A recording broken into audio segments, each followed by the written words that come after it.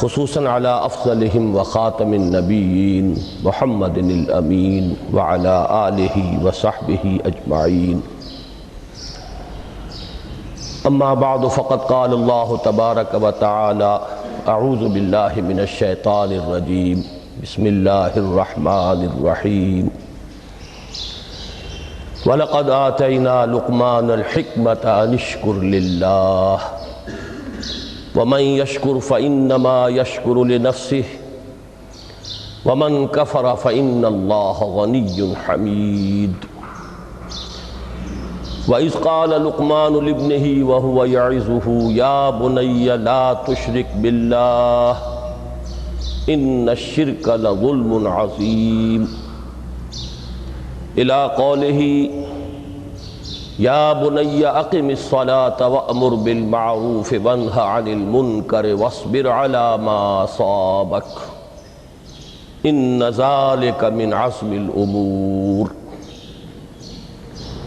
وقال تبارک و تعالی اننی انا اللہ لا الہ الا انا فاعبدنی واقم الصلاۃ لذکری. صدق اللہ العظیم. محترم لطف الرحمان صاحب ناظم قرآن کالج، محترم پروفیسر حافظ محمد فاضل صاحب رئیس شعبہ عربی و اسلامیات، محترم میجر ریٹائرڈ فتح محمد صاحب ناظم دارالمقامہ اور عزیز طلبہ، میں سب سے پہلے تو آپ حضرات کو مبارکباد پیش کرتا ہوں کہ آپ نے یہ 2 روزہ صلاۃ کیمپ منعقد کیا. میں یہ سمجھتا ہوں کہ قرآن کالج کی یہ پہلی تقریب ہے کہ جو اس کے قیام کے مقصد کے ساتھ بڑی گہری ہم آہنگی رکھتی. پھر یہ کہ جس انداز میں اسے منظم کیا گیا ہے، اس میں خاص طور پر میجر صاحب کی جو فوجی تربیت ہے اس کا جو عمل دخل مجھے نظر آیا ہے، تو میں اس پر بھی انہیں ہدیہ تحسین پیش کرتا ہوں اور امید کرتا ہوں کہ آئندہ بھی دین کے جو اہم اور بنیادی موضوعات ہیں ان پر اسی طرح کے تربیتی کیمپ منعقد کرتے رہیں گے. میری گفتگو کا جو اس وقت عنوان معین ہے اور جو اس وقت آپ کے سامنے لکھا ہوا بھی ہے، فلسفہ دین میں نماز کی اہمیت. اس میں سب سے پہلے تو میں توجہ دلاؤں گا کہ لفظ فلسفہ اصلاً عربی کا ہے اور نہ ہی یہ قرآن حکیم کی اصطلاح ہے. یہ لفظ بھی اپنی اصل کے اعتبار سے یونانی ہے. فلسفی اگرچہ فلسفی عربی میں اب استعمال ہوتا ہے اور فلاسفہ اس کی جمع بھی ہوتی ہے، لیکن واقعتاً یہ عربی زبان کا لفظ نہیں ہے. اسی کی ایک مثال اور ہے تصوف. وہ بھی بظاہر تفاعل کے وزن پر خالص صیغہ معلوم ہوتا ہے عربی زبان کا، لیکن یہ بھی تھیوسوفی، یہ بھی در حقیقت یونانی الاصل لفظ ہے جس کی تعریب کی گئی ہے، اسے معرب بنا کر عربی کا جامہ پہنا دیا گیا ہے. فلسفے سے ہم جس علم یا جس شعبہ علم کو مراد لیتے ہیں، قرآن حکیم کی اصطلاح میں اس کے لیے لفظ حکمت ہے. اس کا مادہ ہا کاف میم، اور اس کا بنیادی مفہوم وہی ہے کہ جو اس سے جو ایک مشتق لفظ ہے استحکام، کسی شے کا مضبوط ہو جانا، پختہ ہو جانا، قوی ہو جانا، ایسی صلاحیت حاصل کر لینا کہ وہ اپنی حفاظت کر سکے، اپنے خلاف کسی بھی اقدام پر اپنا دفاع کر سکے. یہ ہا کاف میم کے مادے کا اصل مفہوم ہے. اور حکمت انسان کے فکر اور اس کے شعور کی پختگی کا نام ہے. اس لیے کہ انسان حیوانات سے ممیز کیا گیا ہے اگرچہ مختلف اعتبارات سے، لیکن یہ کہ اس میں سب سے اہم اعتبار یہ ہے کہ یہ حیوان عاقل ہے۔ اسی طریقے سے اسے حیوان ناطق کہا جاتا ہے، اور نطق اور عقل کا بڑا گہرا تعلق ہے اور ربط ہے، دونوں ایک دوسرے سے جڑے ہوئے ہیں۔ تو ہم کہیں گے شعور، عقل سے انسان کو شعور حاصل ہوتا ہے، اور نطق جو ہے اس کی بنیاد، اس کا سورس جو ہے وہ یہی شعور ہے۔ تو انسانی فکر کی پختگی، انسانی شعور کی پختگی، اس کے اندر ایسی صلاحیت کا پیدا ہو جانا کہ وہ حقائق تک رسائی حاصل کر سکے، اس میں اتنی قوت پیدا ہونا کہ وہ صحیح رخ پر، صحیح رخ سے موڑنے والے جتنے محرکات ہیں ان کے مقابلے میں اپنا دفاع کر سکے، یہ حکمت ہے۔ لہذا فلسفہ دین کی بجائے اب آپ اپنے ذہن میں حکمت دین کا لفظ رکھیں، اور اب غور کیجئے کہ حکمت دین میں صلاۃ کے مقام کو سمجھنے کے لیے ہمیں یہاں سے ابتدا کرنی چاہیے کہ حکمت دین کا سب سے بنیادی مسئلہ کون سا ہے۔ حکمت دین کا سب سے اہم، سب سے بنیادی، اولین مسئلہ معرفت خداوندی ہے۔ انسان اپنے رب کو پہچانے، اور رب کو پہچان کر اپنے فطری جذبہ تشکر کو اس کی ذات سے وابستہ کر دیں۔ یہ فطری جذبہ تشکر بھی آپ سمجھ لیجئے کہ یہ بھی نہ صرف انسان بلکہ حیوانات کا بھی خاصہ ہے، کہ اگر ان کے ساتھ کوئی بھلائی کی جائے تو ایک خاص رد عمل ان کی طبیعت میں پیدا ہوتا ہے، جسے ہم جذبہ شکر یا جذبہ تشکر سے تعبیر کر سکتے ہیں۔ حیوان کے پاس اگرچہ وہ زبان نہیں ہے کہ جس میں وہ اپنے اس جذبے کو الفاظ کا جامہ پہنا کر اپنے محسن کی خدمت میں پیش کر سکے، لیکن یہ کہ اگر کبھی کسی بھوکے پیاسے حیوان کو آپ نے کوئی غذا فراہم کی ہو یا پانی پلایا ہو، اور پھر اگر آپ اس کی آنکھوں میں دیکھیں گے تو وہ جذبہ تشکر وہاں سے ابلتا ہوا محسوس ہوگا۔ یہ گویا کہ فطرت کا تقاضا ہے۔ حیوانات سے بلندتر سطح پر انسان ہے، تو فطرت انسانی کا بڑا اساسی اور بنیادی تقاضا ہے کہ وہ اپنے محسن کا شکر ادا کرے، جس نے بھی اس کے ساتھ کوئی بھلائی کی ہو، خیر کیا ہو، اس کی کوئی احتیاج پوری کی ہو، اس کی کوئی ضرورت پوری کی ہو، اس کا وہ شکر بجانا ہے۔ تو یہ فطری جذبہ تشکر جب تک عقل انسانی اپنے اصل محسن اور مربی کو نہیں پہچانتی تو یا تو یہ منتشر رہتا ہے یا بھٹکتا رہتا ہے۔ چنانچہ شرک کی جو ساری تاریخ ہے اس کا تجزیہ کریں گے تو بات یہی نظر آئے گی کہ اس جذبہ تشکر نے اپنے علم کی کوتاہی کی وجہ سے، اپنے فہم کی کوتاہی کی وجہ سے مختلف اشیاء کے ساتھ یا مظاہر قدرت کے ساتھ اپنے آپ کو منسلک کر لیا۔ مثلاً یہ کہ یہ بات غلط نہیں ہے کہ ہماری دنیا کا یہ سارا نظام جو ہے اس میں سورج کی حرارت کو بہت بڑا دخل حاصل ہے۔ ساری انرجی جو ہمارے پاس ہے اس کی سورس تو اصل میں وہ سولر انرجی ہے۔ لکڑی بھی آپ جلا کر اگر آگ کے ذریعے سے حرارت حاصل کرتے ہیں تو وہ بھی در حقیقت سورج ہی کی وہ حرارت تھی کہ جو اس لکڑی میں جذب ہوئی ہے، اس نے وہ صورت اختیار کی۔ فصلوں کو سورج پکاتا ہے، اس کی حرارت جو ہے وہی ان کے پکنے کا ذریعہ بنتی ہے۔ لہذا انسان نے یہ سمجھا کہ ہمارا سب سے بڑا محسن یہ ہے، لہذا اس کے آگے ہاتھ جوڑ دیے، اس کو سجدہ کیا، اسے معبود بنا لیا۔ اسی پر آپ قیاس کرتے چلے جائیے، جس جس چیز کے بارے میں احساس ہوا کہ اس کے ساتھ ہماری کوئی بھلائی وابستہ ہے، یہ ہمارے لیے کسی خیر کا ذریعہ ہے، اس کے سامنے انسان جھک گیا اور اس کے اظہار تشکر کے لیے اس نے مراسم عبودیت ایجاد کر لی۔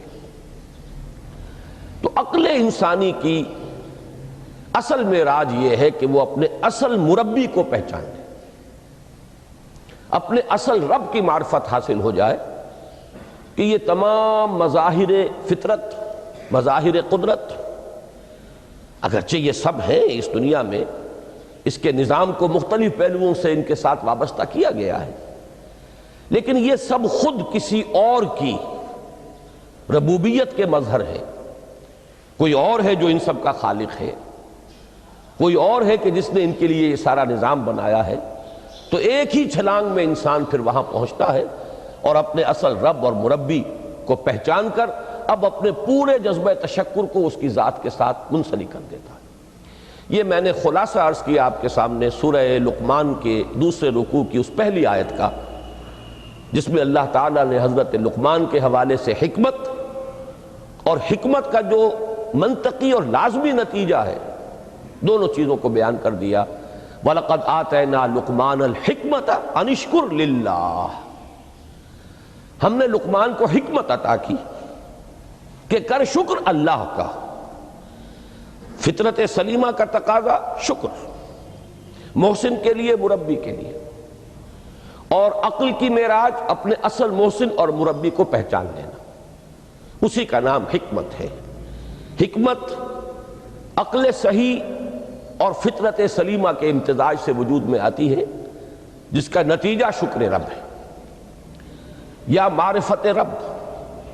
تو یوں سمجھئے کہ حکمت دین کا اساسی مسئلہ یہ، باقی سارے مسائل اب یہیں سے آگے چلیں گے۔ اس کے لیے یہ بات اگر آپ نے منتخب نصاب کے وہ اسباق پڑھ لیے ہوں تو یہ چیزیں سامنے آ چکی ہوں گی کہ اس کے لیے قرآن کا اسلوب یہ ہے کہ آیات کے حوالے سے انسان کے اندر معرفت رب کو جگایا جاتا ہے۔ میں نے جگانے کا لفظ استعمال کیا ہے کہ قرآن کی حکمت یہ ہے کہ رب کی معرفت فطرت انسانی میں موجود ہے لیکن سوئی ہوئی ہے، ڈورمنٹ ہے، اسے جگانا ہے، اسے ایکٹیویٹ کرنا ہے۔ اس کے لیے آیات آفاقی، ان فی خلق السماوات والارض واختلاف اللیل والنہار والفلک التی تجری فی البحر بما ينفع الناس الی آخر الآیہ۔ اسی طرح آیات انفسی وفی انفسکم افلا تبصرون، سنریہم آیاتنا فی الآفاق وفی انفسہم حتی یتبین لہم انہ الحق۔ لیکن ان آیات آفاقیہ کی طرف بھی صحیح نقطہ نظر سے متوجہ کرنے کے لیے اور انسان کے اندر کی اس سوئی ہوئی معرفت رب کو جگانے کے لیے سب سے زیادہ مؤثر آیات قرآنیہ ہیں، چونکہ یہ فطرت انسانی کے اندر کی ایک شے کو جگانے والی ہیں۔ یہی وجہ ہے کہ قرآن مجید اپنے آپ کو کہیں الذکر کہتا ہے، کہیں ذکرہ، کہیں تذکرہ۔ یہ تو یاد دہانی ہے، تمہارے اپنے اندر معرفت رب موجود تھی یا موجود ہے، لیکن یا تمہیں اس کا شعور نہ تھا، وہ تمہارے شعور کی سطح پر نہیں آئی تھی، یا یہ کہ آئی تھی لیکن پھر تم اسے بھول گئے ہو، ذہول کے پردے پڑ گئے۔ جیسا کہ علامہ اقبال نے کہا کہ کافر کی یہ پہچان کے آفاق میں گم ہے، تم پھر گم ہو گئے ہو۔ لہذا اس کو اجاگر کرنے کے لیے، تازہ کرنے کے لیے یہ آیات قرآنیہ ہیں، ان اندھیروں سے، گمشدگی کے اندھیروں سے نکالنے کے لیے، معرفت کی روشنی میں لانے کے لیے یہ آیات مبارکہ ہے۔ هو الذی ينزل على عبده آیات بینات لیخرجکم من الظلمات الی النور، اندھیروں سے نکال کر روشنی میں لانے کے لیے اللہ نے اپنے بندے پر صلی اللہ علیہ وسلم یہ آیات بینات نازل کی ہیں۔ لیکن اب اس سے اگلا قدم ہے، اور اصل میں وہ ہے جو میری گفتگو کا موضوع ہے اس وقت۔ اس کے لیے یہ تمہید ضروری تھی کہ حکمت قرآن کا اور حکمت دین کا اولین، اہم ترین، سب سے اساسی، سب سے بنیادی مسئلہ ہے معرفت رب۔ اگر اس مرحلے کو انسان طے کر لے اللہ کے فضل و کرم سے، اسے اللہ کی معرفت بھی حاصل ہو جائے اور اس پر ایمان بھی میسر آ جائے، تو اب اس کے سامنے تین مسئلے اور ہیں، ان کو اچھی طرح آئیڈینٹیفائی کیجئے۔ پہلا مسئلہ یہ ہے کہ اس کی فکر صحیح مزید پیش قدمی کرے، آگے بڑھے۔ یہ تو اس کا سٹارٹنگ پوائنٹ تھا، رب کو پہچان لینا۔ ابھی تو اس سے آگے بڑھ کر اس فکر صحیح کو، بڑی بلندیوں کو چھونا ہے۔ جیسے کہ کلمہ طیبہ کی تمثیل بیان کی گئی قرآن مجید میں، کَشَجَرَةٍ طَیِّبَةٍ أَصْلُهَا ثَابِتٌ وَفَرْعُهَا فِي السَّمَاءِ۔ تو فکر انسانی کے لیے وہ اصل ثابت جمی ہوئی جڑ جو ہے وہ تو ہے معرفت رب، لیکن اب یہ فکر ترقی کرے گی، یہ نشو و نما پائے گی، یہ آگے بڑھے گی، اس کی شاخیں یہ آسمانوں سے بات کریں گی، آسمانوں کی بلندیوں کو چھوئیں گی۔ تو سب سے پہلا مسئلہ ہے فکر صحیح کی مزید پیش رفت، پیش قدمی۔ دوسرا مسئلہ انسان کا بہت بنیادی، عمل کی درستی، صحیح عمل۔ انسان اپنے نفس امارہ سے مغلوب ہو کر یا جذبات کی رو میں بہہ کر یا ماحول کے اثرات سے مرعوب ہو کر وہ کسی غلط رخ پر نہ پڑ جائے، تو اس کے عمل کو درست رکھنے کے لیے کوئی اسے سہارا درکار ہے۔ اور تیسری ضرورت اس کی، یہ میرے نزدیک اس دور میں سب سے زیادہ نگاہوں سے اوجھل ہو چکی ہے، یہاں تک کہ ہمارے بہت سے دینی حلقے بھی، خاص طور پر جو ریلیجس ایکٹیوسٹ شمار ہوتے ہیں، جو دین کی احیائی جد و جہد میں مصروف نظر آتے ہیں، تجدید دین، احیاء دین، غلبہ دین، اقامت دین، ان کی بھی ایک بہت بڑی محرومی ہے کہ وہ ایک تیسرے گوشے کو تقریباً نظر انداز کر رہے ہیں، اور وہ ہے روحانی ترقی۔ اس لیے کہ انسان کی اصل عظمت کی بنیاد تو وہ روح ہے جو اس میں پھونکی گئی، وَنَفَخْتُ فِيهِ مِن رُوحِي، جس کا تعلق ذات باری تعالیٰ کے ساتھ ہے۔ کم سے کم یہ تو ہر شخص مانے گا، کوئی بڑے سے بڑا ریشنلسٹ اور روحانیت کا منکر شخص وہ بھی یہ تو ماننے پر مجبور ہے کہ اللہ تعالیٰ نے اس کی جو نسبت اپنی طرف فرمائی ہے، روحی، اس میں در حقیقت انسانی روح کی عظمت اور اس کی شرافت، اس کی بلندی اور اس کی بزرگی کی طرف اشارہ ہے۔ بہرحال اس کی ترقی، فکر صحیح کی ترقی۔ نمبر 2، عمل کی درستی، اس میں افراط و تفریط نہ ہو، اس میں انسان نفس امارہ سے مغلوب ہو کر یا جذبات کی رو میں بہہ کر یا ماحول کے اثرات سے متاثر ہو کر کوئی غلط اور غیر متوازن راستہ اختیار نہ کر لے۔ اور نمبر 3، روحانی ترقی۔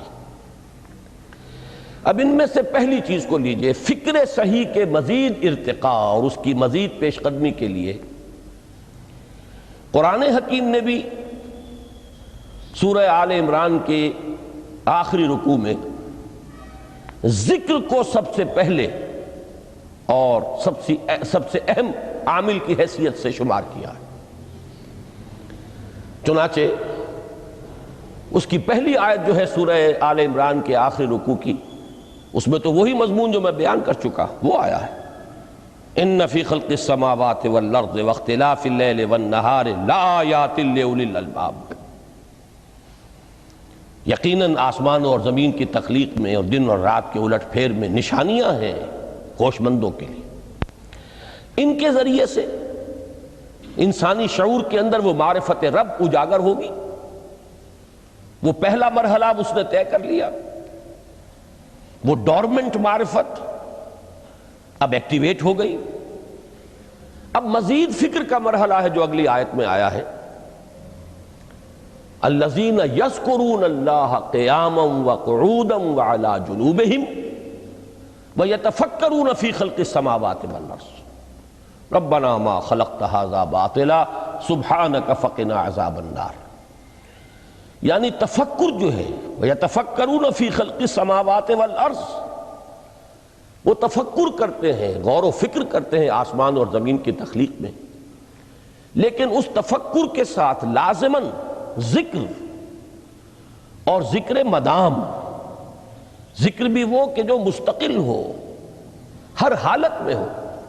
الذین یذکرون اللہ قیاما وقعودا وعلی جنوبہم، وہ لوگ کہ جو اللہ کو یاد رکھتے ہیں، اللہ کا ذکر کرتے ہیں، کھڑے ہوئے بھی، بیٹھے ہوئے بھی، اور اپنے پہلوؤں کے بل یعنی لیٹے ہوئے بھی۔ اب ان تین کے سوا تو کوئی پوزیشن انسان کی نہیں ہے، اسی کا نام ہے دوام ذکر۔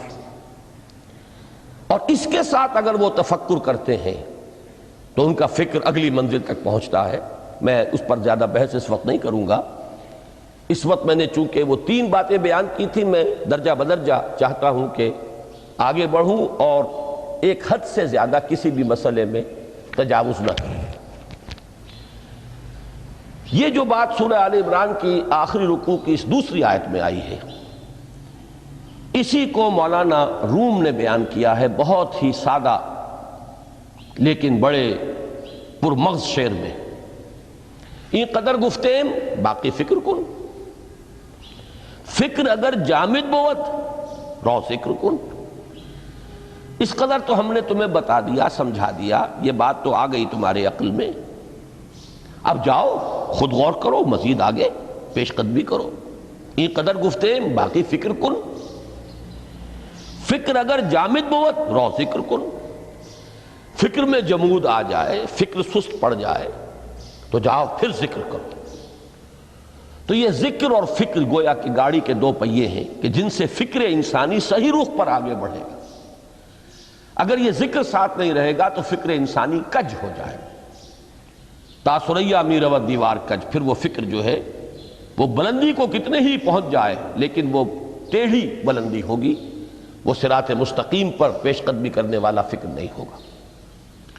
اسی کو علامہ اقبال نے اپنے دو اشعار میں، چونکہ انہوں نے مولانا روم کو اپنا پیر بھی تسلیم کیا ہے، مرشد رومی، تو یہ فکر جو ہے، یہ خیال جو مولانا روم نے پیش کیا، اسی کو علامہ اقبال نے دو اشعار میں میں سمجھتا ہوں کہ مزید شکوہ کے ساتھ، مزید خوبصورت اور حسین انداز میں پیش کیا ہے۔ جز بقرآن زے غمی روباہی است، فقر قرآن اصل شاہنشاہی است۔ قرآن کے بغیر اگر کوئی شعر بھی ہو تو وہ بھی اصل میں لومڑی ہے، اس کی کوئی حقیقت نہیں ہے، اس لیے کہ اصل شاہنشاہی جو ہے وہ تو فقر قرآن ہے۔ اب فقر قرآن کیا ہے؟ فقر قرآن اگر آپ لکھا ہوا دیکھیں گے اس کو تو اس کے آگے یہاں اب سوالیہ نشان آ جائے گا۔ فقر قرآن یعنی سوچو فقر قرآن کیا ہے، اور جواب ہے اختلاط ذکر و فکر۔ فقر قرآن امتزاج سے وجود میں آتا ہے کہ اس میں ذکر بھی ہو، فکر بھی ہو۔ اور فکر را کامل نہ دیدم جز بے ذکر، میں نے فکر کو کبھی بھی اپنی منزل مقصود تک پہنچتا ہوا نہیں پایا جب تک کہ اس کے ساتھ ذکر نہ ہو۔ تو پہلی شے تھی فکر انسانی کی صحیح رخ پر مزید پیش قدمی اور پیش رفت، اور اس کے لیے لازم ہے ذکر و فکر کا امتزاج۔ دوسری چیز کو لیجئے عمل کی درستی۔ اس عمل کی درستی کے لیے اللہ تعالیٰ کے ساتھ ایک گہرے تعلق کی ضرورت ہے، اس لیے کہ صبر کی بحث میں یہ مضامین شاید آپ کے سامنے آ گئے ہوں کہ صبر جہاں مصیبت پر صبر ہوتا ہے، تکلیف پر صبر ہوتا ہے، اللہ کے احکام پر جمنا یہ بھی صبر ہے، نفس کی خواہشات کی باغ کو تھام کر رکھنا، کھینچ کر رکھنا یہ بھی صبر ہے، اور استقامت کسی شے پر قائم رہنا یہ بھی صبر ہے۔ تو عمل صحیح پر استقامت کے لیے وَاصْبِرْ وَمَا صَبْرُكَ إِلَّا بِاللَّهِ، اس صبر کی سب سے اہم جو بنیاد ہے، اس کا جو سب سے بڑا ذریعہ ہے، اس کا جو سب سے بڑا سہارا ہے، وَمَا صَبْرُكَ إِلَّا بِاللَّهِ، اس کے لیے ضرورت ہے ایک گہرے تعلق کی کہ اللہ کے ساتھ ایک ایسا تعلق برقرار رہے جو نہ صرف گہرا ہو بلکہ دائم و قائم ہو، مسلسل ہو۔ ذرا ذہول ہوگا، تعلق مع اللہ میں ذرا کمی آئے گی، شیطان کا وار کاری ہو جائے گا۔ اسی کو حضور نے حدیث میں یوں تعبیر کیا ہے تمثیلاً کہ جو دل اللہ کی یاد سے غافل ہے اس پر، فارسی کا وہ مقولہ بھی ہے کہ خانہ خالی را دیو می گیرت، گھر خالی رہے تو جنات اس پر دیو جو ہے آ کر قبضہ جما لیتے ہیں۔ تو خانہ قلب جو ہے اگر یاد خدا بندی سے خالی ہو گیا تو شیطان ابلیس لعین اپنی تھوتنی ٹکا دیتا ہے۔ یہ لفظ آتا ہے سور کے منہ کے لیے تھوتنی، جس طرح اس کا نکلا ہوا سا منہ ہوتا ہے آگے، تو یہ لفظ استعمال کیا گیا کہ وہ اپنی تھوتنی انسان کے دل پر جما کر اور پھوکے مارنی شروع کر دیتا ہے۔ تو شیطان کو موقع ہی تب ملتا ہے جب انسان کے تعلق مع اللہ کے اندر کمی ہو، وہ خانہ بالکل خالی ہو گیا ہو یا اتنا ضعیف ہو گیا ہو کہ کل عدم ہو جائے، گویا کہ نہیں۔ تیسری چیز کی طرف آئیے، روحانی ترقی۔ روحانی ترقی کے لیے میں ایک اصطلاح کے سامنے لا رہا ہوں، اس سے مراد کیا ہے؟ روحانی ترقی کے لیے ہماری دینی اصطلاح ہے تقرب الی اللہ، اللہ سے قریب تر ہوتے چلے جانا۔ اس پر میرا ایک کتابچہ بھی ہے، تقرب الی اللہ کے دو مدارج، دو درجے، جو در حقیقت ایک حدیث نبوی علیہ الصلوۃ والسلام ہی پر مبنی ہے کہ حضور نے ایک درجہ قرار دیا ہے تقرب بالفرائض، فرائض کے ذریعے سے انسان اللہ کا قرب حاصل کرے۔ ایک ہے تقرب بالنوافل، نوافل کے ذریعے سے اللہ کا قرب حاصل کرے۔ ان میں کیا نسبت و تناسب ہے، اہمیت کے اعتبار سے کون بڑھ کر ہے، بلندی کے اعتبار سے کون بڑھ کر ہے، یہ تمام مسائل میں نے اپنی اس تقریر میں بیان کیے تھے جو اس کتابچے میں شائع ہوئی ہے۔ اس وقت میں اس کی تفصیل میں نہیں جا رہا، صرف یہ تذکرہ اس لیے کر رہا ہوں کہ جن کو بھی خواہش ہو جائے وہ اس کا مطالعہ کرے۔ ہماری اس وقت کی گفتگو سے وہ کتابچہ اس جگہ پر منسلک ہوگا۔ تو تقرب الی اللہ، یہ تقرب کوئی فزیکل فینومینن نہیں ہے، جسمانی یا مادی مسئلہ نہیں ہے۔ اللہ سے قرب یہ نہیں ہے کہ کوئی کروڑوں میل کا فاصلہ ہے، اب ہمیں کوئی رسی پر چڑھنا ہے اوپر بڑی محنت اور مشقت سے۔ فصل تو ہے ہی نہیں، فاصلہ ہے ہی نہیں، بعد ہے ہی نہیں۔ نحن اقرب الیہ من حبل الورید، ہم تو انسان سے اس کی شہرگ سے بھی زیادہ قریب ہیں۔ ہوا معکم اینما کنتم، وہ تو تمہارے ساتھ ہی ہوتا ہے جہاں کہیں بھی تم ہو، بس صرف یہ کہ تمہاری توجہ نہیں ہوتی، تم اور چیزوں میں مشغول و مصروف رہتے ہو، تم ہماری طرف دھیان ہی نہیں دیتے، تم ہماری طرف متوجہ ہی نہیں ہوتے۔ ہم تو مائل بے کرم ہے، کوئی سائل ہی نہیں، راہ دکھلائیں کسے رہنو منزل ہی نہیں۔ انسان جب متوجہ ہو جاتا ہے اور بڑھتا ہے، آگے پیش قدمی کرتا ہے روحانی اعتبار سے، تو یہ ہے در حقیقت تقرب الی اللہ، اور اسی کو ہم کہیں گے روحانی ترقی۔ اب ان تین چیزوں کو اگر آپ نے ذہن میں جما لیا، پھر میری بات کی ترتیب اس کو ذہن میں قائم کیجئے۔ ہم چلے کہاں سے کہ دین کے ساتھ اصل مناسبت فلسفے کی نہیں، حکمت کی۔ نمبر 2، حکمت قرآنی کا پہلا اور اہم ترین اور بنیادی مسئلہ معرفت رب کا حصول ہے۔ اس کا نتیجہ شکر خداوندی ہے، اس کا ذریعہ آیات آفاقی، آیات انفسی، اور سب سے بڑھ کر آیات قرآنیہ ہیں جو الذکر ہے، جو تذکرہ ہے، جو ذکرہ ہے۔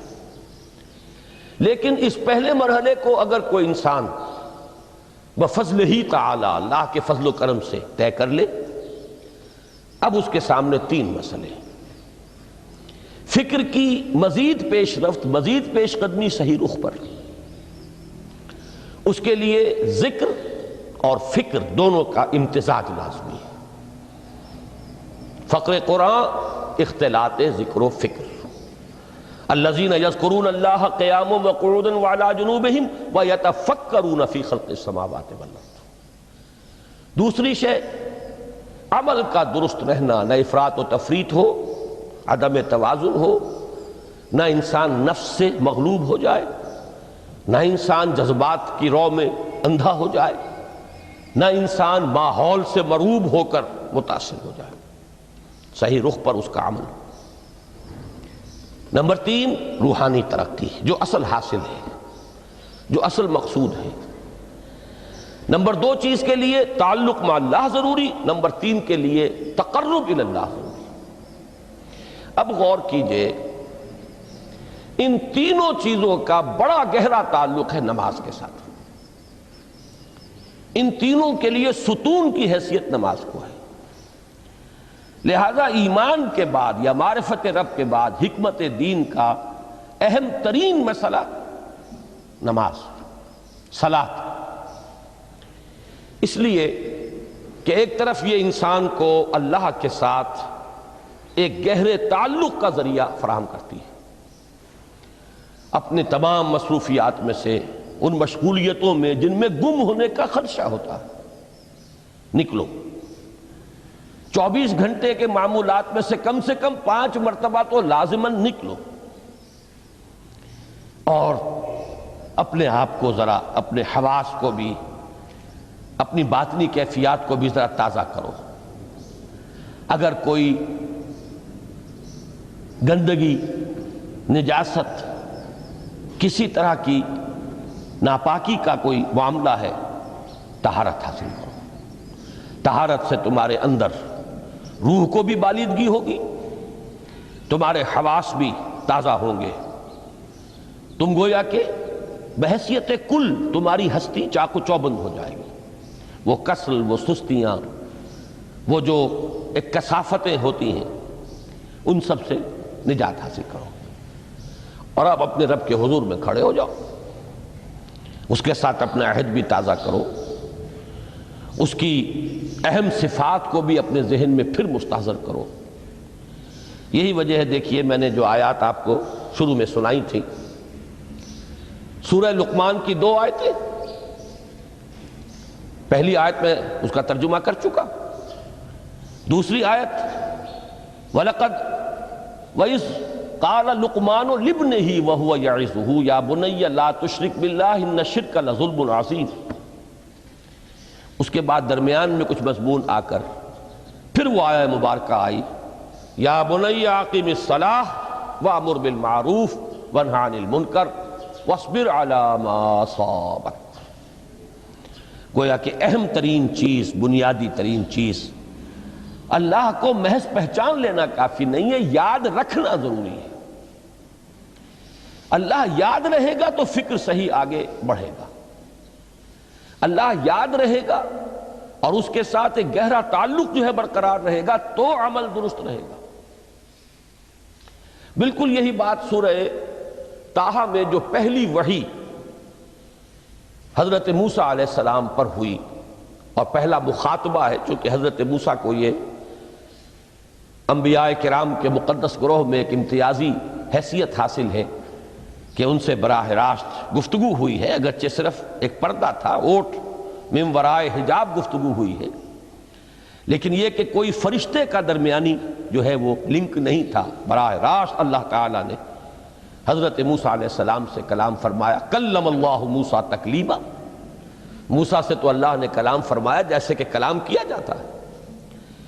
تو پہلا مخاطبہ ہے، یہ پہلا مکالمہ ہے، پہلی وحی کہیے، اسی میں یہ الفاظ بھی موجود ہیں، اننی انا اللہ لا الہ الا انا فاعبدنی واقم الصلاۃ لذکری۔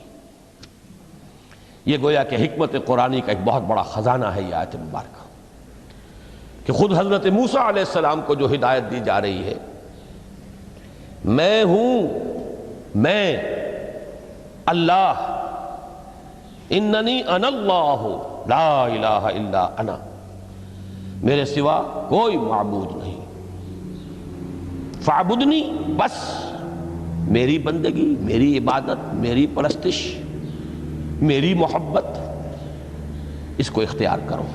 وَأَقِمِ الصَّلَاةَ لِذِكْرِي، اور نماز کو قائم رکھو میری یاد کے لیے۔ بلکہ اسی سلسلہ کلام میں آگے چل کر سورہ طٰہٰ میں آتا ہے، کافی گفت و شنید کے بعد جب حضرت موسیٰ نے کچھ معذرت بھی کی، کچھ دعائیں بھی کی، اللہ نے ایک دعا قبول بھی کی کہ ان کے بھائی کو بھی شریک کر دیا، حضرت ہارون کو بھی۔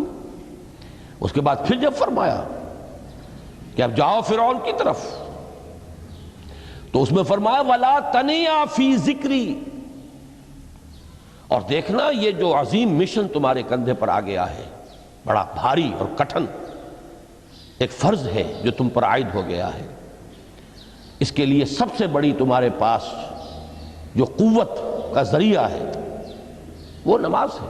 اقیم فَلَا تَنِيَا عَنْ ذِكْرِي، میری یاد میں کبھی غفلت نہ کرنا، اس میں کبھی کوئی کمی نہ آنے دینا۔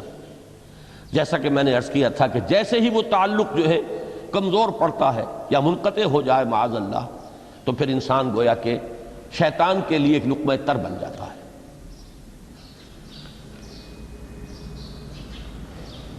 اب آپ غور کیجئے، تیسری شے تقرب الی اللہ،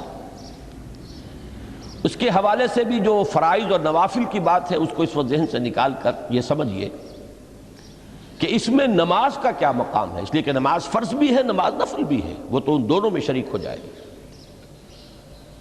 اب اس کو لفظ صلاۃ کے حوالے سے آپ ان دونوں چیزوں کو سمجھیے۔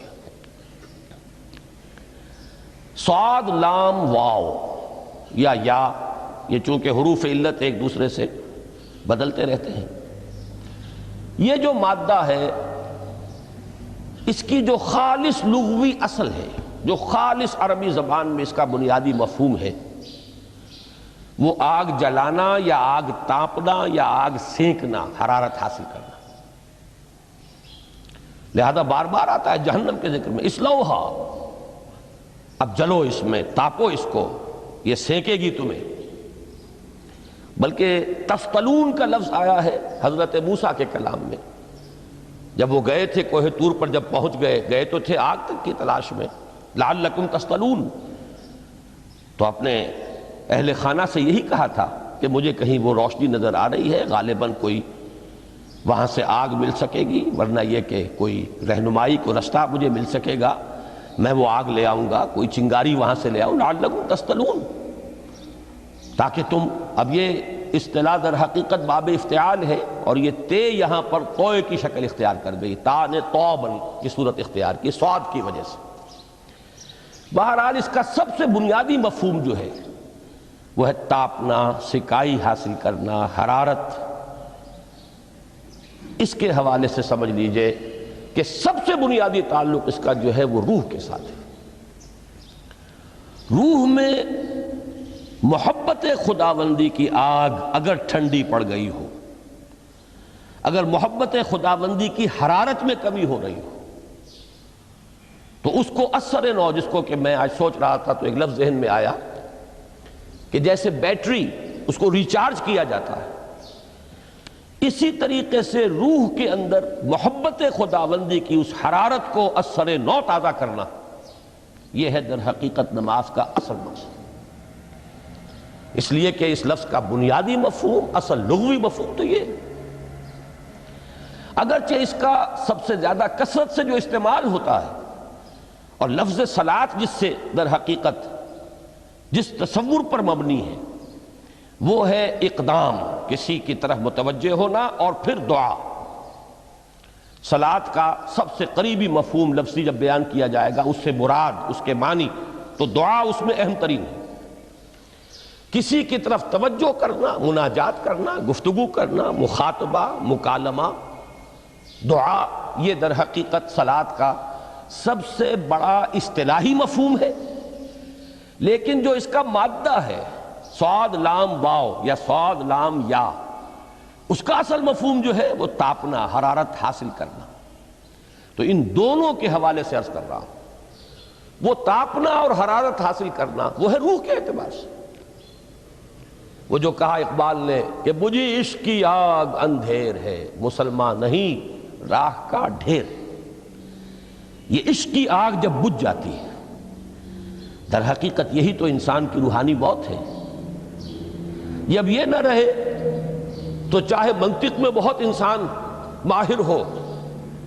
مجھے اقبال کا ایک شعر یاد آیا ہے، تقابل کرتے ہوئے ایک انسان محکوم اور ایک انسان حر، آزاد انسان، ان کی نفسیات میں جو بنیادی فرق علامہ اقبال نے مختلف مواقع پر بیان کیے ہیں۔ محکوم ہے بیگانہ اخلاص و مروت، ہر چند کے منطق کی دلیلوں میں ہے چالاک۔ تو منطق کی دلیلوں میں انسان چالاک ہو جائے اور وہ لغت ہائے حجازی کا وہ ایک خزانہ بن جائے، اسے تمام الفاظ کے معنی یاد ہو، وہ بڑے مسائل فقہ کے اسے ازبر ہو، جزیات بے انتہا جزیات جو ہیں وہ مستحضر ہو، فلسفے کے بڑے بڑے مسئلے اس نے حل کر لیے ہوں، لیکن اگر روح میں وہ اللہ کی محبت کی آگ نہیں ہے، وہ تپش نہیں، بجھی عشق کی آگ اندھیر ہے، مسلمان نہیں راکھ کا ڈھیر۔ اسی کے حوالے سے آج مجھے یاد آیا تھا کہ وہ جو بڑی سادہ سی ایک نظم ہے، اللہ تعالیٰ سے دعا یا رب دل مسلم کو وہ زندہ تمنا دے، اس میں بھی جو الفاظ آئے ہیں، جو روح کو گرما دے اور قلب کو تڑپا دے، یہ ہے اصل جو مقصود ہے نماز کا۔ اور یہی وہ چیز ہے جیسا کہ میں نے عرض کیا تھا کہ نگاہوں سے اوجھل، یہ پہلو سامنے ہے ہی نہیں، دوسرا پہلو سامنے ہے اور وہ بھی میرے نزدیک بہت اہم ہے، بہت بنیادی ہے، اس میں کوئی شک نہیں، لیکن یہ ہے بلند ترین منزل کہ تقرب الی اللہ، اس کے لیے در حقیقت یہ کس لیے درکار ہے؟ روح کے اندر عشق کی حرارت اور گرمی تازہ ہو جائے۔ بسا اوقات یہ اندر دب جاتی ہے، جیسے انگارہ ہوتا ہے آگ کا، اس کے اوپر خاک اور راکھ آ جاتی ہے، اندر کچھ ہوتی ہے، آگ دبی ہوئی سمجھ آگ بجھی ہوئی نہ جان، اس دبی ہوئی آگ کو پھر ایک شعلہ بنانا، پھر اس کے اندر ایک حیات تازہ پیدا کرنا، یہ ہے نماز کا اہم ترین اور بلند ترین مقصد۔ لیکن اس کے ساتھ ہی اس نماز میں ذکر ہونا، اس کا یہ ذکر ہے، اور ذکر کی جب میں فہرست بیان کیا کرتا ہوں بہت سے حضرات کے سامنے ہوگا کہ ذکر کا در حقیقت مفہوم ہے استحضار اللہ فی القلب۔ ہمارے ہاں غلطی سے جو ذرائع ذکر ہیں انہیں ذکر قرار دے دیا گیا ہے۔ نماز ذکر نہیں ہے، نماز ذکر کا ذریعہ ہے۔ اقیم الصلاۃ لذکری، نماز قائم کرو میرے ذکر کے لیے۔ یہ اللہ اللہ کہنا یا ادعیہ معصورہ جو حضور صلی اللہ علیہ وسلم کی مسنون دعائیں ہیں، انہیں اپنے تمام معمولات دنیاوی کے ساتھ ساتھ ان دعاؤں کو بھی انسان پڑھتا رہے، اللہ سے دعا کرتا رہے، یہ تمام ذرائع ذکر ہیں۔ سبحان اللہ الحمدللہ الحمدللہ، اس کا آپ ورد کیجئے، یہ بھی ذریعہ ذکر ہے۔ حقیقت میں ذکر ہے استحضار اللہ فی القلب، اللہ کو دل میں لے آنا، اللہ کو دل میں حاضر کر لینا، اصل میں تو ترجمہ ہوگا، لیکن حاضر جاننا، یہ کیفیت جو ہے انسان کو حاصل ہو جائے۔ اب اس کے حوالے سے ذرا بات سمجھیے کہ ایک تو میں عرض کر چکا ہوں مجسم ذکر تو قرآن ہے، لہذا ذکر کی فہرست جب آپ کریں گے ذرائع ذکر تو ان میں سب سے پہلے قرآن آئے گا، اس لیے کہ وہ ہماری حکمت کے پہلے مسئلے کو حل کر رہا ہے، بنیادی مسئلہ، اہم ترین مسئلہ۔ دوسرے نمبر پر ذکر جو ہے، اب اس کے لیے کچھ اصطلاحات جو میرے مختلف دروس میں شاید آپ کے سامنے بعد میں آئیں یا پہلی آ چکی ہوں، ان کے حوالے سے میری بات سمجھیے۔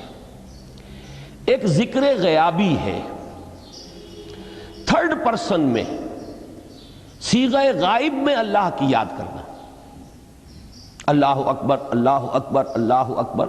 ابھی اللہ اکبر جو ہے یہ جملہ اسمیہ خبریہ ہے، ایک حقیقت کی تکرار آپ کر رہے ہیں، اللہ سب سے بڑا ہے، اللہ سب سے بڑا ہے، سبحان اللہ سبحان اللہ سبحان اللہ۔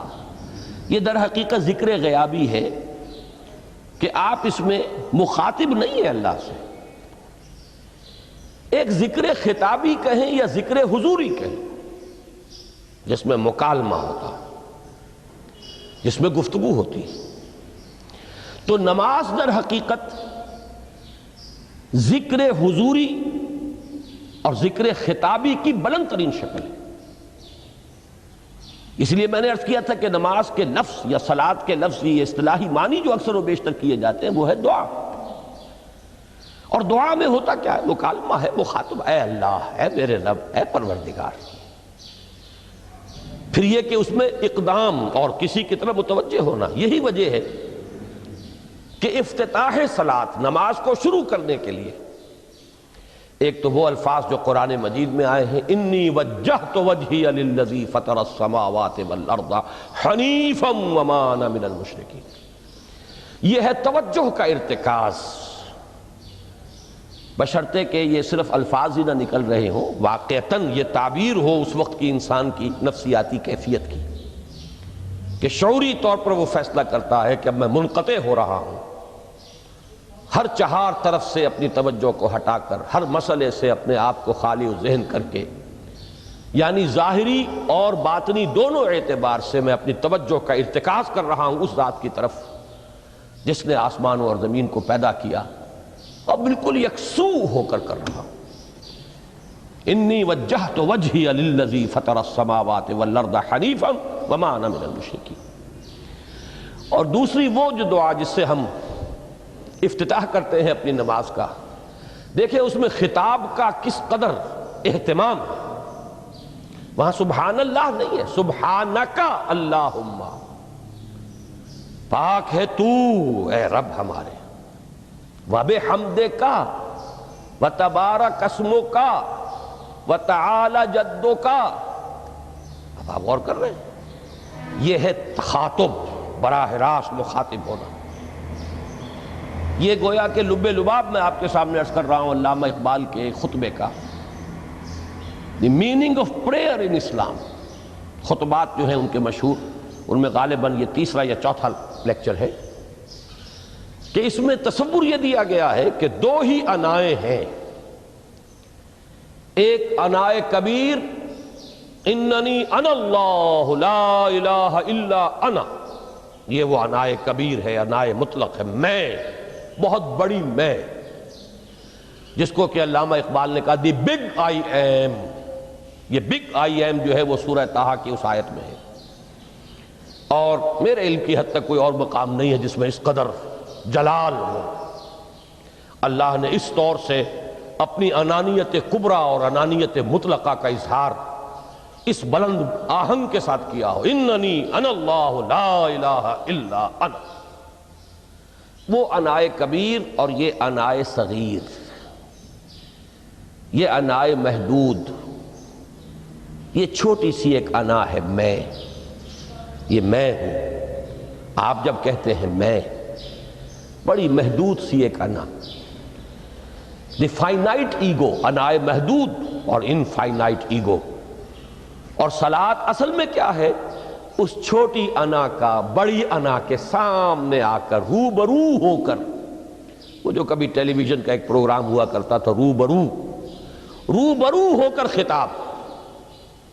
ایک ہے وہ صیغہ غائب میں تکرار، سبحان اللہ، سبحان، وہ بھی بہت اہم ہے، اس کا اپنی جگہ پر فائدہ ہے، لیکن ہر شے کے درجے ہیں۔ گر حفظ مراتب نہ کنی زندگی، اگر آپ ان کے درجوں کا علیحدہ علیحدہ لحاظ نہیں کریں گے تو غلط رخ پر پڑ جائیں گے۔ تو یہ جو دو ذکر خطابی یا ذکر حضوری ہے، نماز اصل میں اس کی بلند ترین شکل ہے۔ یہی وجہ ہے کہ سبحانک اللہم وبحمدک وتبارک اسمک وتعالی جدک ولا الہ غیرک۔ اس کا کی جس قدر تکرار یہاں پر ہے، آپ نے غور کیا، اس میں خطاب ہے، یا پھر یہ کہ یہ کا کی اس طرح کی تکرار آپ کو دعائے قنوت میں ملے گی۔ اللہم انا نستعینک ونستغفرک ونؤمن بک ونتوکل علیک ونثنی علیک الخیر ونشکرک ولا نکفرک۔ اب یہ جو ہے یہ در حقیقت خطاب کا اندازہ ہے کہ براہ راست گفتگو ہو رہی ہے۔ تو سب سے پہلی بات تو یہ ہوئی کہ ذکر کی ایک شکل ہے ذکر غیابی، دوسری ذکر حضوری، اور ذکر حضوری یا ذکر خطابی کی بلند ترین منزل بلند ترین اس کا ذریعہ نماز ہے۔ اس کو ایک پہلو سے اور سمجھ لیجئے، سورہ فاتحہ جب پھر ہم پڑھتے ہیں جسے الصلاۃ کہا گیا ہے، جو لب لباب ہے، خلاصہ ہے، اس میں پھر تدریجاً غیاب سے حضور کی طرف پیش قدمی ہوتی ہے۔ الحمدللہ رب العالمین الرحمن الرحیم مالک یوم الدین، یہ ذکر غیابی ہے، اس میں ابھی خطاب نہیں آیا، یہ وہی جملہ اسمیہ ہے۔ کل تعریف اس اللہ کے لیے ہے جو تمام جہانوں کا پروردگار ہے، مالک ہے، جو رحمان ہے، رحیم ہے، جزا و سزا کے دن کا مختار و مالک ہے۔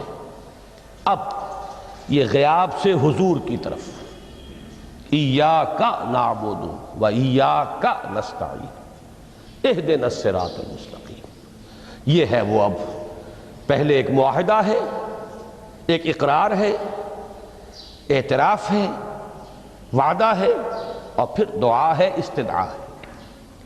یہ ہے غیاب سے حضور کی طرف تدریجاً ارتقاء۔ یہی وجہ ہے، اب نوٹ کر لیجئے، وہ چھوٹی سی حدیث یہ بھولنی نہیں چاہیے، الصلاۃ معراج المومنین، اس لیے کہ مخاطبہ الہی براہ راست حضور کو جو حاصل ہوا وہ معراج میں ہوا ہے، التحیات کا مکالمہ وہی ہوا ہے۔ لہذا اس کو نوٹ کر لیجئے کہ باقی جو وحی ہوئی ہے حضرت جبرائیل کے ذریعے سے ہوئی ہے، یا کوئی الہام ہوا ہے، حضور کے قلب مبارک پر کوئی شے القاء کی گئی ہے، تو وہ دوسری نوعیت کی وحی ہے۔ وہ جو مخاطبہ حضرت موسیٰ علیہ السلام کو وہ اس دنیا ہی میں حاصل ہوا ہے، کوہ طور کی بلندیوں پر، یہی ان کی امتیازی شان ہے، کلم اللہ موسیٰ تکلیما۔ یہ براہ راست مخاطبہ جو ہے یہ حضور صلی اللہ علیہ وسلم کو معراج کی شب یہ آپ کو حاصل ہوا، اور حضور نے اسی لیے نماز کو معراج المومنین قرار دیا، اس لیے کہ اس میں وہی براہ راست مخاطبہ اور مکالمہ اور وہی گفتگو ہے جو ہو رہی ہے۔ اس کے ضمن میں وہ حدیث، اب اس وقت شاید میرا وقت ختم ہونے کے قریب ہو، لیکن وہ حدیث جو اس اعتبار سے حدیث قدسی ہے، اگرچہ بعد میں اس کے جو مزید تفصیل ہے تو حضور صلی اللہ علیہ وسلم نے گویا کہ خود بیان کی ہے، لیکن مسلم شریف کی روایت ہے حضرت ابو ہریرہ رضی اللہ تعالی عنہ سے کہ حضور نے فرمایا، یقول اللہ تعالی، اللہ یہ فرماتا ہے، اسی لیے اس کو حدیث قدسی کہیں گے، قسمت الصلاۃ بینی و بین عبدی نصفین، میں نے نماز کو اپنے اور اپنے بندے کے مابین آدھا آدھا تقسیم کر دیا ہے۔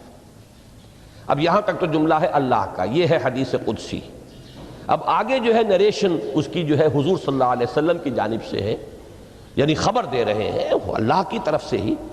ویسے تو تمام احادیث ہی گویا کہ ہم سمجھتے ہیں انسپائرڈ تو اللہ کی طرف سے ہی ہے، لیکن یہ کہ جہاں صراحت ہو کہ اللہ کہتا ہے وہ حدیث قدسی ہے۔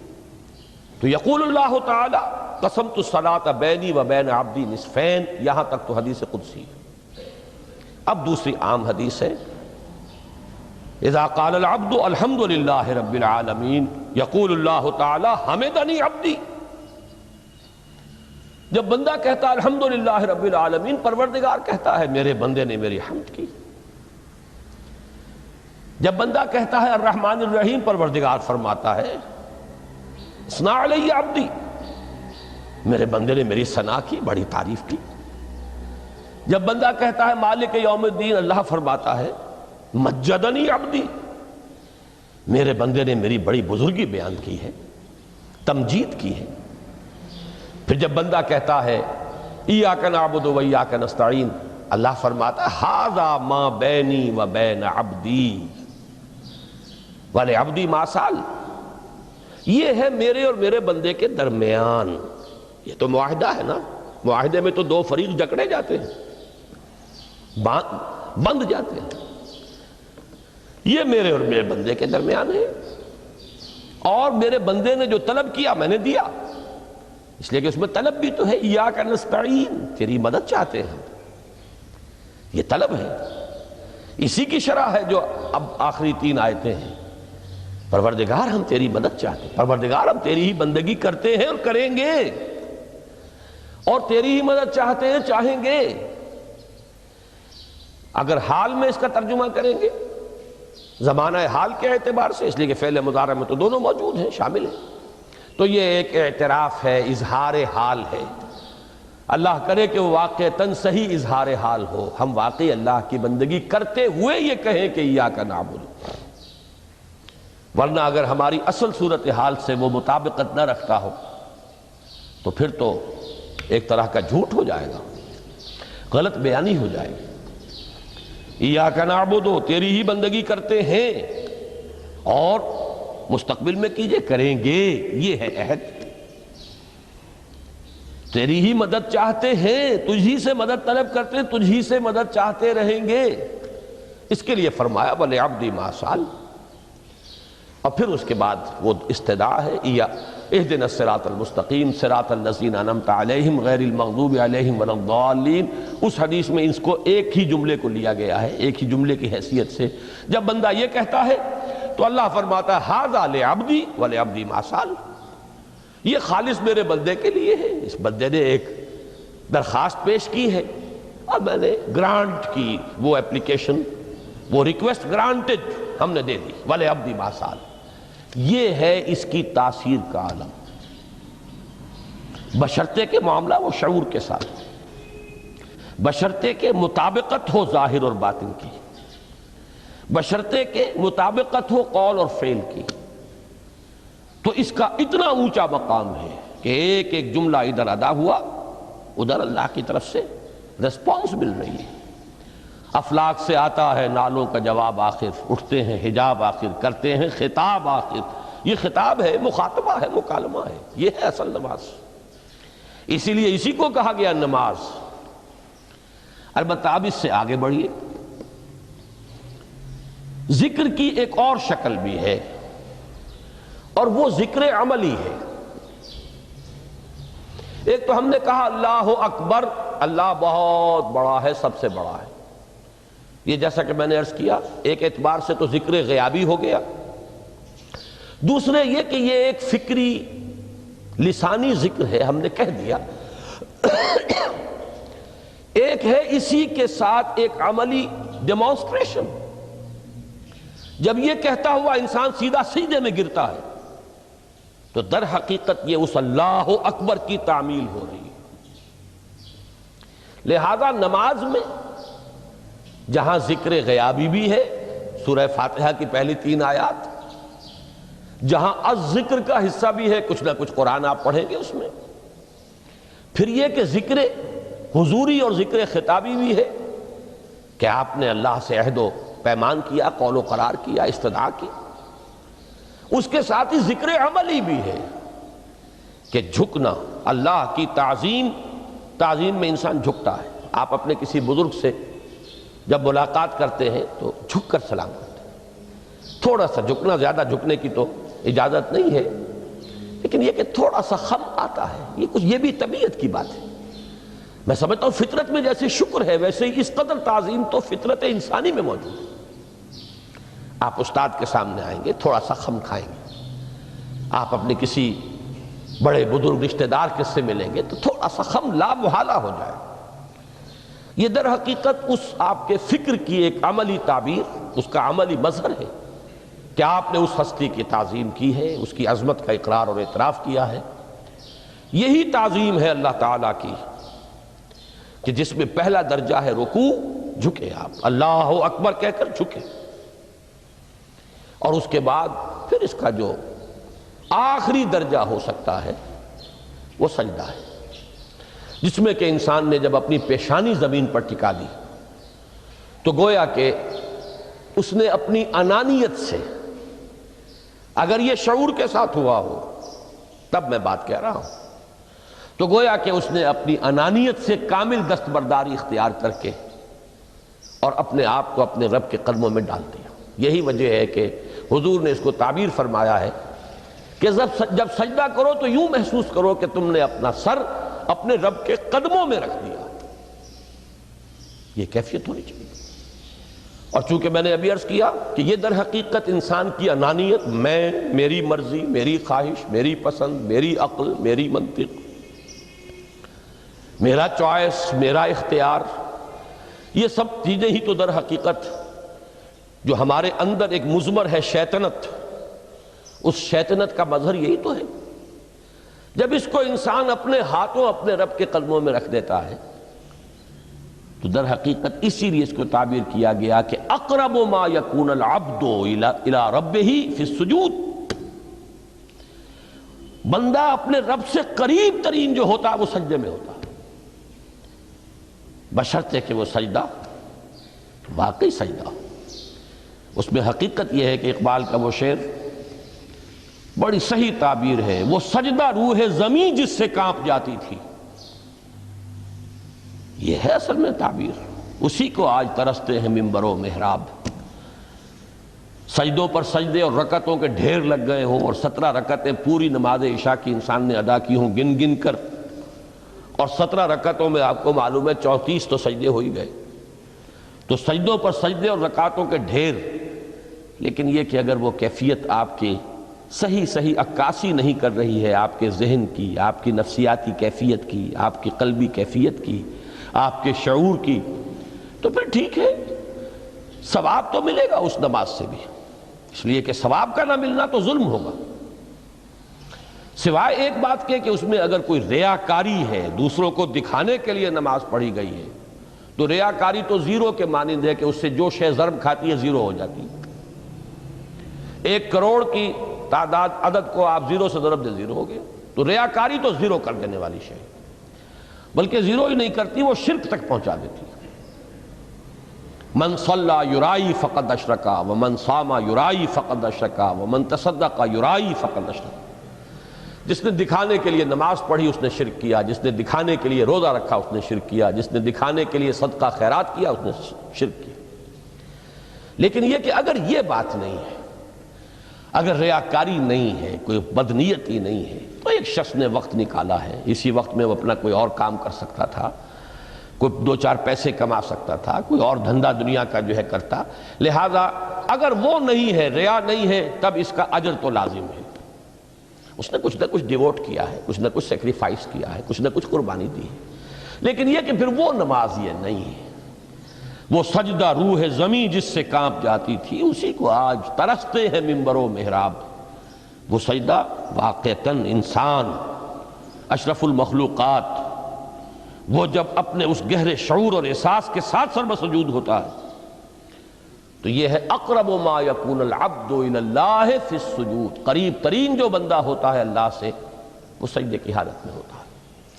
یہ میں نے 3 چیزوں کے حوالے سے اب آپ کے سامنے باتیں رکھی ہیں کہ پہلی منزل معرفت رب کا حصول، اللہ پر ایمان اور شکر خداوندی، اس کی لذت کا حاصل ہو جانا۔ اس کے بعد اب 3 ضرورتیں ہیں، فکر صحیح کی مزید پیش قدمی، صحیح رخ پر، اس کے لیے جہاں فکر درکار ہے وہاں ذکر بھی درکار ہے، اور اس ذکر کی جامع ترین صورت نماز ہے۔ نمبر 2، انسان کے عمل کے درست رہنا، اس لیے کہ ذرا سا قرآن مجید میں سورہ اعراف میں نقشہ کھینچا گیا ہے ایک شخص کا، اس کا نام تو وہاں نہیں ہے، بلعام بن باعورہ، ویسے تورات میں اس کا ذکر ہے اور اس نام کے ساتھ ہے، بہت بڑا عالم تھا، بہت بڑا فاضل، قرآن کے الفاظ ہیں ہم نے اسے اپنی آیات عطا کی تھی، آتیناہ آیاتنا، اور ہم چاہتے تو اسے ابھی اور ترفع اور بلندی عطا کرتے، وَلَوْ شِئْنَا لَرَفَعْنَاهُ بِهَا وَلَكِنَّهُ أَخْلَدَ إِلَى الْأَرْضِ، لیکن وہ تو زمین ہی کی طرف دھنستا چلا گیا، اور کوئی ایک لغزش انسان کے لیے سارے کیے دھرے پر پانی پھر سکتی ہے، ذرا سا عدم توازن اس کے رخ کو ٹیڑھا کر دے گا، اور جب ایک دفعہ ٹیڑھ ہو گئی تو شروع میں تو زاویہ جو ہے چاہے وہ 10 درجے کا ہی ہو، لیکن جیسے جیسے عمل کی وہ پیش قدمی ہوگی فاصلہ بڑھتا چلا جائے گا، انحراف شدید سے شدید تر ہوتا چلا جائے گا۔ اب اس عمل کی درستی کے لیے بھی لازم ہے تعلق مع اللہ، اس تعلق مع اللہ کا بھی سب سے بڑا ذریعہ نماز۔ تیسری چیز روحانی بالیدگی، روحانی ترقی، تقرب الی اللہ، اس کے لیے اس اعتبار سے بھی کہ توجہ اللہ، ارتکاز توجہ اللہ کی طرف، انی وجہت وجہی للذی فطر السماوات والارض حنیفا وما انا من المشرکین، اور اس اعتبار سے بھی کہ اسی کے ذریعے سے وہ عشق کی بجھتی ہوئی چنگاری کو پھر بھڑکایا جا سکتا ہے۔ جو خاک میں دب گئی ہو اللہ کی محبت کی وہ حرارت جو ہے، اگر اس میں کچھ کمی آ گئی ہے تو اس کو جھاڑ کر، راکھ کو ہٹا کر اثر نو ایک حرارت پیدا کرنا، یہی وجہ ہے کہ نماز، صلاۃ جس مادے سے ماخوذ ہے اس کا بنیادی مفہوم یہی ہے، تاپنا، حرارت حاصل کرنا، آگ جلانا، آگ روشن کرنا۔ تو فلسفہ دین جس کے لیے صحیح لفظ ہے حکمت دین، اس کے اعتبار سے تو میری یہ گفتگو ہے۔ باقی ہے کہ نظام دین میں